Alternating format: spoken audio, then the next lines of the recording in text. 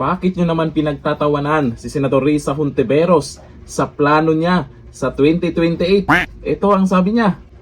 Ang plan ko po sa 2028 Oy. ay ngayon pa lang patuloy na pinaghahandaan. Pagkaisahin, hindi lang ang kakampings pero ang lahat ng opposition at oppositional or reform-minded forces. No? Lahat pong nangangarap ng pagreforma sa ating lipunan, pagpapalakas at pagpapayaman ng ating ekonomiya at bawat mamamayan. Lalo na yung mga mahihirap pa sa ngayon at pati ang middle class na dapat ding proteksyonan at pagkaisahin yung ating mga mamamayan.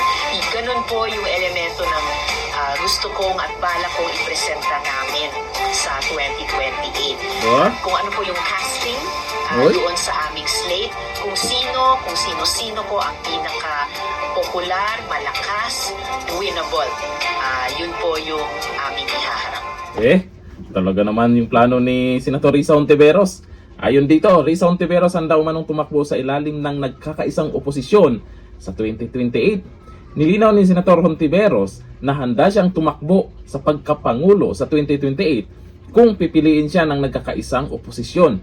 Sa panayam ng DZXL News RMN Manila, ipinaliwanag ni Risa Hontiveros na kondisyonal ang kanyang posibleng pagtakbo at hindi ito isang personal o desisyon. Binigyan din ni Hontiveros na magiging batayan ng pagpili ay kung sino ang pinaka-popular.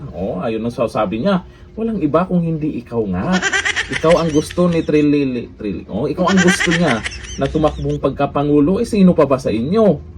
Alangan naman si Trillanes ang gawin yung pangulo. Ako, kahit barangay tanod, hindi mananalo. Nilinaw rin ni Hontiveros na wala pa siyang inilunsad na personal na kampanya at ang mga viral post na nagsasabing tiyak na siyang tatakbo ay maling interpretasyon ng kanyang mga pahayag na agad ding tinukoy ng DZXL News bilang fake news daw. Jesus! Dahil malinaw niyang sinabi na tatakbo lamang siya kung siya ang pipiliin ng nagkakaisang oposisyon. Ikaw nga ang gusto ni Trillanes, di ba? Isang desisyon handa naman umano niyang tanggapin ng buong buo. Handa daw siya. Wow. Makipagsanid puwersa ka na lang sa pula, dilaw, pink. Magsanid puwersa kayo versus kay BP Sara.